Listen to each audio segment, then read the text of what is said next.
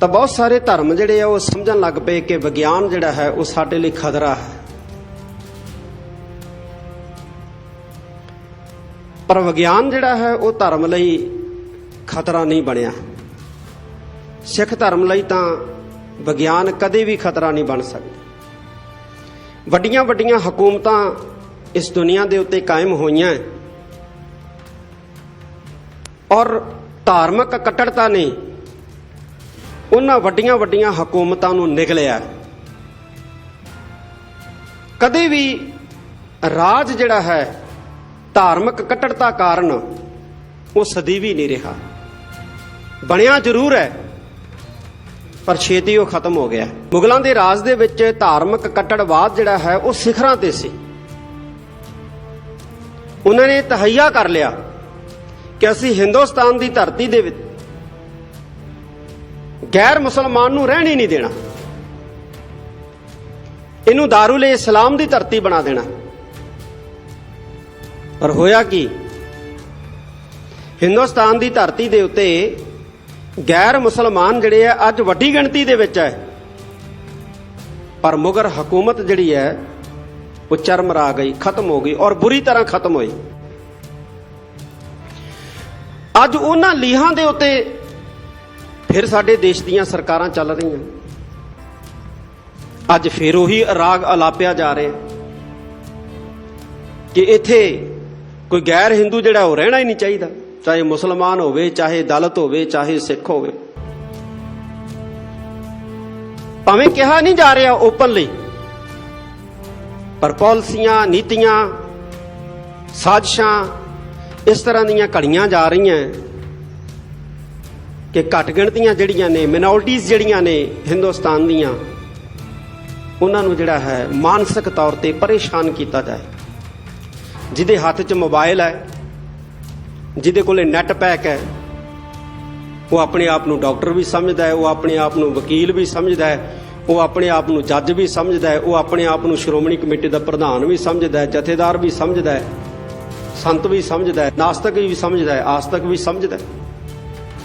ਉਹ ਕਹਿੰਦਾ ਮੈਂ ਹੀ ਫੈਸਲੇ ਕਰਨੇ ਆ, ਮੈਂ ਹੀ ਕਰ ਰਿਹਾ ਫੈਸਲੇ, ਜਿਹੜੇ ਇਹੋ ਠੀਕ ਹੈ, ਜਿਹੜੇ ਮੈਂ ਲਿਖ ਰਿਹਾ,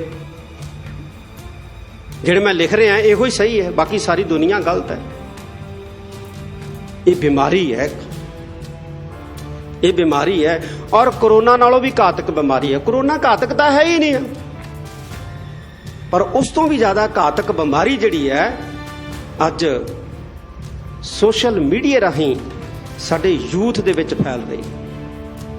ਅੱਜ ਸਾਨੂੰ ਕੁਝ ਐਸੀਆਂ ਪਾਲਿਸੀਆਂ ਬਣਾਉਣ ਦੀ ਜ਼ਰੂਰਤ ਹੈ, ਐਸੀਆਂ ਨੀਤੀਆਂ ਬਣਾਉਣ ਦੀ ਜ਼ਰੂਰਤ ਹੈ ਜਿਹਦੇ ਨਾਲ ਅਸੀਂ ਆਪਣੀ ਨੌਜਵਾਨੀ ਨੂੰ ਬਚਾ ਸਕੀਏ, ਆਪਣੀ ਕਿਸਾਨੀ ਨੂੰ ਬਚਾ ਸਕੀਏ। ਸਾਡੀ ਕਿਸਾਨੀ ਵੀ ਜਿਹੜੀ ਹੈ ਆਉਣ ਵਾਲੇ ਸਮੇਂ ਦੇ ਵਿੱਚ ਸੰਕਟ ਦਾ ਸ਼ਿਕਾਰ ਬਣਨ ਜਾ ਰਹੀ।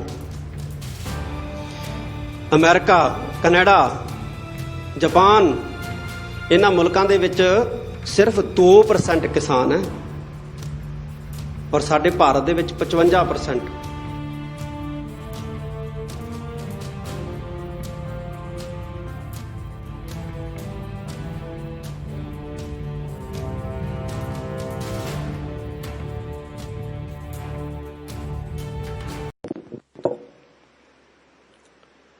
जुग जुग अटल, लोक परलोक दे राखे,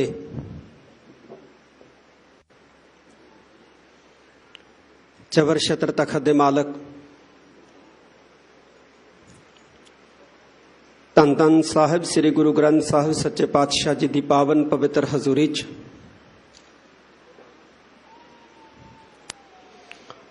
जुड़ बैठी गुरु रूप खालसा साध संगत जी। सब तो पहला फतेह प्रवान करो। वाहिगुरु जी का खालसा, वाहिगुरु जी की फतेह। अज कीरतपुर साहब की महान धरती के उत्ते इस पवित्र अस्थान ते दीन दुनिया के वाली धन धन साहिब श्री गुरु हरकृष्ण साहिब सच्चे पातशाह जी का प्रकाश पुरब मनाउण वास्ते आपां इकट्ठे होए हैं। सब तो पहला मैं सतगुरां दे प्रकाश पुरब दीआं समुचे गुरु खालसा पंथ नूं, नानक नाम लेवा सिख संगत नूं वधाई देना। जदों विग्यानक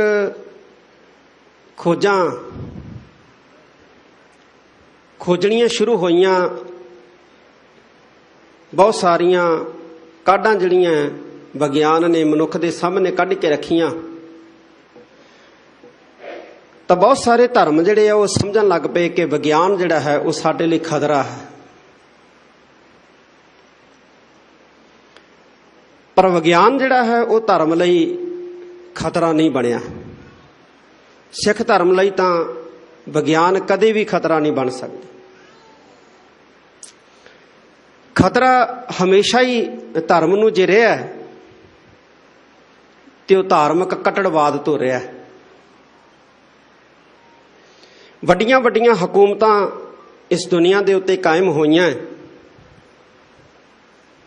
और धार्मिक कट्टड़ता ने उन्हां वड्डियां वड्डियां हुकूमतां नूं निगलिया। कदे भी राज जिहड़ा है धार्मिक कट्टड़ता कारण वो सਦੀवी नहीं रहा। बनिया जरूर है पर छेती वो खत्म हो गया। मुगलों की उदाहरण साडे सामने है। मुगलों के राज दे विच धार्मिक कट्टड़वाद जिहड़ा है वो सिखरां ते सी। उन्होंने तहैया कर लिया कि असीं हिंदुस्तान की धरती दे विच गैर मुसलमान नूं रहण ही नहीं देना, इनू दारुले इस्लाम की धरती बना देना। और होया कि हिंदुस्तान की धरती दे उत्ते गैर मुसलमान जिहड़े है अज वड्डी गिणती दे विच है, पर मुगल हुकूमत जिहड़ी है वो चरमरा गई, खत्म हो गई और बुरी तरह खत्म हुई। अज उन्हां लीहां दे उत्ते फिर साडे देश दीयां सरकारां चल रही हैं। अज फिर उही राग अलापिया जा रहे हैं कि इत्थे कोई गैर हिंदू जिहड़ा वो रहना ही नहीं चाहिए, चाहे मुसलमान होवे, चाहे दलित होवे, चाहे सिख होवे। भावें कहा नहीं जा रहा ओपनली, पर पॉलिसियां, नीतियां, साजिशां इस तरह दीयां घड़ियां जा रही हैं कि घट गिणतियां जिहड़ियां ने, मिनोरिटीज़ जिहड़ियां ने हिंदुस्तान दीयां, उन्हां नूं जिहड़ा है मानसिक तौर ते परेशान किया जाए, उन्हां नूं सरीरक तौर ते परेशान किया जाए। दलितां नाल भी इहो कुछ होण वाला, साडे नाल भी इहो कुछ हो रहा, सिखां नाल। ये गल वखरी है कि पहल जिहड़ी है वो मुसलमानों तो पर आरंभ हो चुकी है, पर सानू तां बाणी ने समझाया, पारूसी के जो हुआ तू अपने भी जान। सियाणा बन भाई समझ। धार्मिक स्थान जिहड़े है वो साडे खतरे च। एक दो धार्मिक स्थान जिहड़े वो ढा भी दिते। ये धार्मिक कट्टड़वाद ही है, होर की है। ये बड़ा नुकसान कर रहा साडा। साडियां संस्थावां, सिख संस्थावां जिहड़ियां ने साडियां, देखो धर्म जिहड़ा है या धर्म दे सिद्धांत जिहड़े है या धर्म दीयां जिहड़ियां परंपरावां ने, ये सिद्धांत संस्थावां राहीं प्रफुल्लित हुंदियां, संस्थावां राहीं प्रफुल्लित हुंदियां।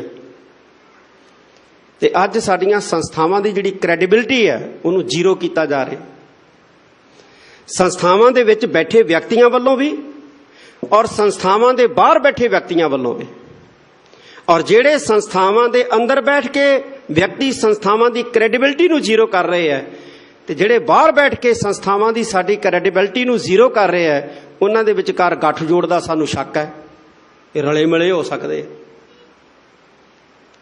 ਤੇ ਕੀ ਕਾਰਨ ਹੈ? ਅੱਜ ਜ਼ਰੂਰਤ ਇਸ ਗੱਲ ਦੀ ਕਿ ਅਸੀਂ ਆਪਣੀਆਂ ਸਿੱਖ ਸੰਸਥਾਵਾਂ ਦੀ क्रेडिबिलिटी ਜਿਹੜੀ ਹੈ ਉਹਨੂੰ ਬਚਾਈਏ। ਅੱਜ ਬਚਾਉਣ ਦੀ ਲੋੜ ਹੈ। ਅੱਜ ਹਾਲਾਤ ਕਿਹੋ ਜਿਹੇ ਬਣ ਗਏ ਆ, ਜਿਹਦੇ ਹੱਥ 'ਚ ਮੋਬਾਈਲ ਹੈ, ਜਿਹਦੇ ਕੋਲੇ ਨੈਟ ਪੈਕ ਹੈ, ਉਹ ਆਪਣੇ ਆਪ ਨੂੰ ਡਾਕਟਰ ਵੀ ਸਮਝਦਾ ਹੈ, ਉਹ ਆਪਣੇ ਆਪ ਨੂੰ ਵਕੀਲ ਵੀ ਸਮਝਦਾ ਹੈ, ਉਹ ਆਪਣੇ ਆਪ ਨੂੰ ਜੱਜ ਵੀ ਸਮਝਦਾ ਹੈ, ਉਹ ਆਪਣੇ ਆਪ ਨੂੰ ਸ਼੍ਰੋਮਣੀ ਕਮੇਟੀ ਦਾ ਪ੍ਰਧਾਨ ਵੀ ਸਮਝਦਾ ਹੈ, ਜਥੇਦਾਰ ਵੀ ਸਮਝਦਾ ਹੈ, ਸੰਤ ਵੀ ਸਮਝਦਾ ਹੈ, ਨਾਸਤਕ ਵੀ ਸਮਝਦਾ ਹੈ, ਆਸਤਕ ਵੀ ਸਮਝਦਾ ਹੈ। ਉਹ ਕਹਿੰਦਾ ਮੈਂ ਹੀ ਫੈਸਲੇ ਕਰਨੇ ਆ, ਮੈਂ ਹੀ ਕਰ ਰਿਹਾ ਫੈਸਲੇ, ਜਿਹੜੇ ਇਹੋ ਠੀਕ ਹੈ, ਜਿਹੜੇ ਮੈਂ ਲਿਖ ਰਿਹਾ, ਜਿਹੜੇ ਮੈਂ ਲਿਖ ਰਿਹਾ ਇਹੋ ਹੀ ਸਹੀ ਹੈ, ਬਾਕੀ ਸਾਰੀ ਦੁਨੀਆ ਗਲਤ ਹੈ। ਇਹ ਬਿਮਾਰੀ ਹੈ। ਇਹ ਬਿਮਾਰੀ ਹੈ ਔਰ ਕੋਰੋਨਾ ਨਾਲੋਂ ਵੀ ਘਾਤਕ ਬਿਮਾਰੀ ਹੈ। ਕੋਰੋਨਾ ਘਾਤਕ ਤਾਂ ਹੈ ਹੀ ਨਹੀਂ, ਇਹ ਤਾਂ ਸਾਡੀਆਂ ਸਰਕਾਰਾਂ ਜਿਹੜੀਆਂ ਸਾਨੂੰ ਦੱਸ ਰਹੀਆਂ, ਡਾਕਟਰ ਥੋੜੀ ਦੱਸ ਰਹੇ ਵੀ ਇਹ ਘਾਤਕ ਬਿਮਾਰੀ ਹੈ। ਸਰਕਾਰਾਂ ਕਹਿ ਰਹੀਆਂ ਵੀ ਘਾਤਕ ਬਿਮਾਰੀ ਹੈ, ਬਚ ਕੇ ਰਹੋ ਭਾਈ। ਬੱਸ ਦੇ ਵਿੱਚ 50 ਜਾਣੇ ਜਾਂਦੇ ਆ, ਕੋਈ ਫਿਕਰ ਨਹੀਂ ਹੈ, ਤੁਸੀਂ ਜਾ ਸਕਦੇ ਹੋ। ਤੇ ਜੇ ਕਾਰ 'ਚ 2 ਬੰਦੇ ਬੈਠੇ ਆ ਤੇ ਚਲਾਨ ਕੱਟ ਦਿੰਦੇ ਆ, ਕਹਿੰਦੇ ਕੋਰੋਨਾ। ਸਰਕਾਰ ਦੱਸ ਰਹੀ ਹੈ ਸਾਨੂੰ। ਮੋਟਰਸਾਈਕਲ ਤੇ 2 ਜਾਣੇ ਬੈਠੇ ਆ ਤੇ ਕਹਿੰਦੇ ਕੋਰੋਨਾ ਹੈ। ਬੱਸ 'ਚ 50 ਜਾ ਰਹੇ ਆ, ਟ੍ਰੇਨ ਭਰੀ ਜਾ ਰਹੀ ਹੈ, ਜਿਹੜੀਆਂ ਟ੍ਰੇਨਾਂ ਚੱਲਦੀਆਂ ਭਰੀਆਂ ਜਾ ਰਹੀਆਂ, ਕੋਈ ਕੋਰੋਨਾ ਨਹੀਂ। ਪਰ ਉਸ ਤੋਂ ਵੀ ਜ਼ਿਆਦਾ ਘਾਤਕ ਬਿਮਾਰੀ ਜਿਹੜੀ ਹੈ ਅੱਜ ਸੋਸ਼ਲ ਮੀਡੀਆ ਰਾਹੀਂ ਸਾਡੇ ਯੂਥ ਦੇ ਵਿੱਚ ਫੈਲ ਰਹੀ ਹੈ। ਅੱਜ ਸਾਨੂੰ ਕੁਝ ਐਸੀਆਂ ਪਾਲਿਸੀਆਂ ਬਣਾਉਣ ਦੀ ਜ਼ਰੂਰਤ ਹੈ, ਐਸੀਆਂ ਨੀਤੀਆਂ ਬਣਾਉਣ ਦੀ ਜ਼ਰੂਰਤ ਹੈ ਜਿਹਦੇ ਨਾਲ ਅਸੀਂ ਆਪਣੀ ਨੌਜਵਾਨੀ ਨੂੰ ਬਚਾ ਸਕੀਏ, ਆਪਣੀ ਕਿਸਾਨੀ ਨੂੰ ਬਚਾ ਸਕੀਏ। ਸਾਡੀ ਕਿਸਾਨੀ ਵੀ ਜਿਹੜੀ ਹੈ ਆਉਣ ਵਾਲੇ ਸਮੇਂ ਦੇ ਵਿੱਚ ਸੰਕਟ ਦਾ ਸ਼ਿਕਾਰ ਬਣਨ ਜਾ ਰਹੀ।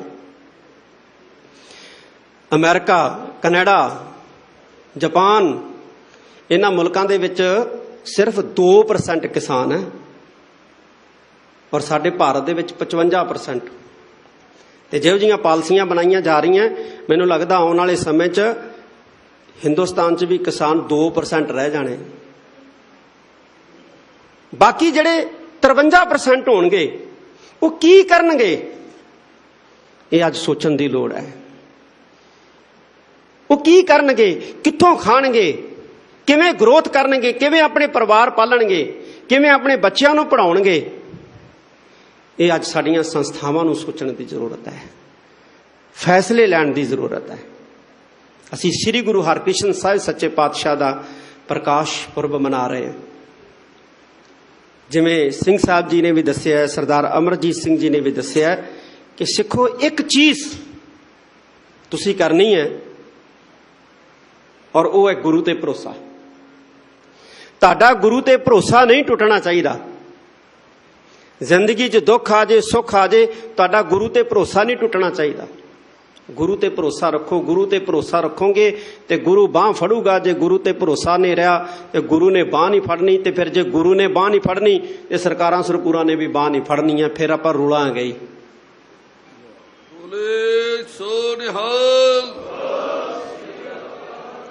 2017-18 ਤੱਕ ਕਿਸਾਨ ਖੁਦਕੁਸ਼ੀਆਂ ਕਰਦੇ ਸੀ। ਹੁਣ ਨੌਜਵਾਨ ਜਿਹੜੇ ਸਾਡੇ ਖੁਦਕੁਸ਼ੀਆਂ ਕਰ ਰਹੇ ਆ, ਉਹਨਾਂ ਦਾ ਜਿਹੜਾ ਅੰਕੜਾ ਹੈ ਉਹ ਕਿਸਾਨਾਂ ਦੀਆਂ ਖੁਦਕੁਸ਼ੀਆਂ ਦੇ ਅੰਕੜਿਆਂ ਨੂੰ ਪਾਰ ਕਰ ਗਿਆ। ਇਹ ਵੱਡੀ ਚਿੰਤਾ ਵਾਲੀ ਗੱਲ ਹੈ, ਸੋਚਣ ਵਾਲੀ ਗੱਲ ਹੈ। ਅੰਮ੍ਰਿਤਧਾਰੀ ਨੌਜਵਾਨ ਖੁਦਕੁਸ਼ੀਆਂ ਕਰ ਰਹੇ ਆ। ਚਲੋ ਇੱਕ ਮੰਨ ਲਓ ਵੀ ਨਸ਼ਾ ਕਰਦਾ ਵੀ ਤਾਂ ਖੁਦਕੁਸ਼ੀ ਕਰ ਗਿਆ, ਨਸ਼ਾ ਨਹੀਂ ਮਿਲਿਆ ਖੁਦਕੁਸ਼ੀ ਕਰ ਗਿਆ। ਅੰਮ੍ਰਿਤਧਾਰੀ ਖੁਦਕੁਸ਼ੀਆਂ ਕਰ ਰਹੇ। ਕਿਉਂ? ਗੁਰੂ ਨਾਲ ਜੁੜੇ ਹੀ ਨਹੀਂ ਅਸੀਂ। ਜਿਹੜਾ ਗੁਰੂ ਨਾਲ ਜੁੜਿਆ ਉਹ ਕਦੇ ਖੁਦਕੁਸ਼ੀ ਕਰਨ ਬਾਰੇ ਸੋਚਦਾ ਨਹੀਂ ਹੈ, ਉਹ ਸੰਘਰਸ਼ ਕਰਦਾ ਹੈ। ਤੇ ਜਿਹੜਾ ਸੰਘਰਸ਼ ਕਰਦਾ ਹੈ ਗੁਰੂ ਉਹਦੀ ਬਾਂਹ ਫੜਦਾ ਹੈ। ਜਿਹਦੀ ਗੁਰੂ ਬਾਂਹ ਫੜਦਾ ਹੈ ਫਿਰ ਉਹ ਖੁਦਕੁਸ਼ੀ ਨਹੀਂ ਕਰਦਾ, ਉਹ ਖੁਦਕੁਸ਼ੀ ਨਹੀਂ ਕਰਦਾ। ਅੱਜ ਜ਼ਰੂਰਤ ਇਸ ਗੱਲ ਦੀ ਹੈ, ਸਾਡਾ ਸਾਰਿਆਂ ਦਾ ਫਰਜ਼ ਬਣਦਾ ਹੈ ਕਿ ਅਸੀਂ ਕੁਝ ਐਸੀਆਂ ਪਾਲਿਸੀਆਂ, ਐਸੀਆਂ ਨੀਤੀਆਂ ਜਿਹੜੀਆਂ ਲੈ ਕੇ ਆਈਏ। ਵਿਦਵਾਨ ਜਿਹੜੀ ਮੇਰੀ ਕੌਮ ਦੇ ਬੈਠੇ ਹੈ, ਜ਼ਿਆਦਾਤਰ ਤਾਂ ਵਿਦਵਾਨ ਵੀ ਸਾਡੇ ਧੜਿਆਂ 'ਚ ਹੀ ਵੰਡੇ ਗਏ। ਸਾਡੀ ਸਮੱਸਿਆ ਇਹ ਵੀ ਹੈ ਕਿ ਵਿਦਵਾਨ ਧੜਿਆਂ 'ਚ ਵੰਡੇ ਗਏ ਹੈ। ਪਰ ਮੈਂ ਅੱਜ ਇਸ ਪਾਵਨ ਪਵਿੱਤਰ ਅਸਥਾਨ ਤੋਂ ਕੌਮ ਦੇ ਬੁੱਧੀਜੀਵੀਆਂ ਨੂੰ, ਕੌਮ ਦੇ ਵਿਦਵਾਨਾਂ ਨੂੰ ਮੈਂ ਇਹ ਹੱਥ ਜੋੜ ਕੇ ਅਪੀਲ ਕਰਦਾ ਕਿ ਧੜੇਬੰਦੀਆਂ ਛੱਡੋ, ਕੌਮ ਦੇ ਨੌਜਵਾਨਾਂ ਲਈ ਪਾਲਿਸੀਆਂ ਬਣਾਉਣ ਦੇ ਵਿੱਚ ਸਾਡਾ ਸਾਥ ਦਿਓ। ਸਾਨੂੰ ਦੱਸੋ ਕਿ ਅਸੀਂ ਕੌਮ ਲਈ ਕੀ ਕਰੀਏ, ਸਾਨੂੰ ਦੱਸੋ ਕਿ ਕੌਮ ਲਈ ਅਸੀਂ ਕੀ ਕਰ ਸਕਦੇ ਹਾਂ। ਕਿਉਂਕਿ ਵਿਦਵਾਨਾਂ ਨੇ ਦੱਸਣਾ।